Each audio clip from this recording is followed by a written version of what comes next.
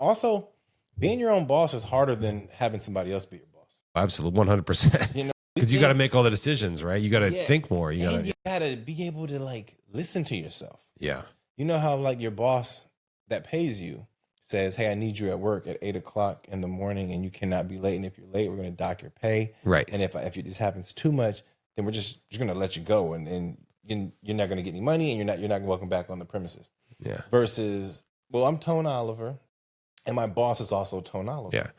And I'm saying, hey, I need to be at work by 9 a.m. after I drop the kids 9-ish. off, Yeah. get off, and then, Maybe I work from home, drop stay in the kids pajamas. off. Yeah. Let me go get some coffee before. And then I come home, and then I'm like, before I just jump into the work, It's a nice what's day on the happening lake. in the world? Hold Yeah. on, let me just Doom before I scroll do a little this edit, bit. let me just do this for a second. Yeah, oh right. shit, it's 11:40. Yeah. Oh, let me get to work. Yeah. And then you realize, like, you just, it's so then, I feel that, man. and then you have this I'm glad I'm not question. the only one that's like Yeah. that. It's the procrastination's real, man. And then you have this like worry of like, man, what does that mean for me? That Right. I don't have the self-discipline to tell myself what to do. But if this stranger who I barely know, who I walked into this room and tried to impress because they have this thing that they've built, tells me to be somewhere, then there's no doubt about it. I'm going to be there. Right.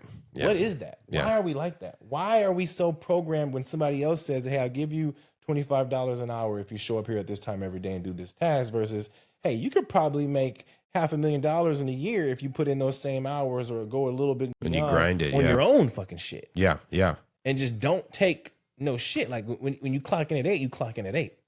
I think it's a little bit of culture and just conditioning, sort of like how dogs are bred to be a certain way or whatever. I think over time as a species, we've sort of gotten into that mode of like, or at least the majority of people. And then also it can be easy to a certain respect because it's harder to do all that stuff, to be self-accountable. Like they say, it's like, it's easier to criticize other people than it is to criticize yourself.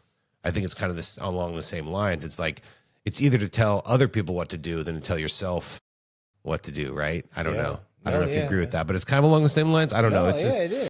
That's why not everyone's an entrepreneur. Not everyone's a millionaire. Not everyone's a billionaire, right? Because, I mean, they got there in a certain way. I mean, we can go over details on, like, say some of these billionaires didn't always practice the best business tactics and how Amazon. But just take a small business person who built it up and really did it. You know what I mean? Yeah. It's tough. And then I think it also has to do with when you work for a job, you feel like even though the money's coming usually every 2 weeks, you can count your time to the money. You know what I mean? When you show up and you clock in at 8, you know that clock is starting and that dollar is growing. Yeah. Versus when it's your own thing, when you get up and you get in at 8 and you edit and then you check your emails and you make the calls, there's no money that just hit your account.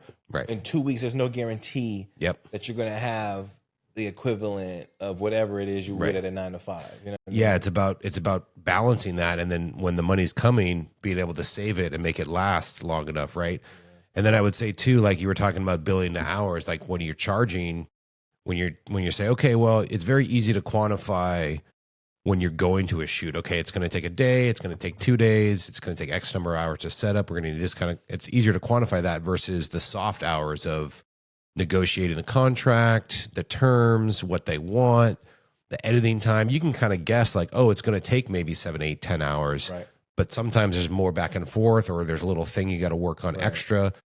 So keeping track of those hours is not only tougher, but also quantifying the hourly rate for that. Because with all the back and forth emails, you're not charging. Yeah. You're not necessarily in your head. I mean, some people are very good at quantifying that, but it's those soft skills, those soft hours that make it really hard to quantify that. So I always try to like aim higher, knowing that there's going to be more hours that you don't realize. But then again, it's that constant struggle of like, well, what's the budget, right?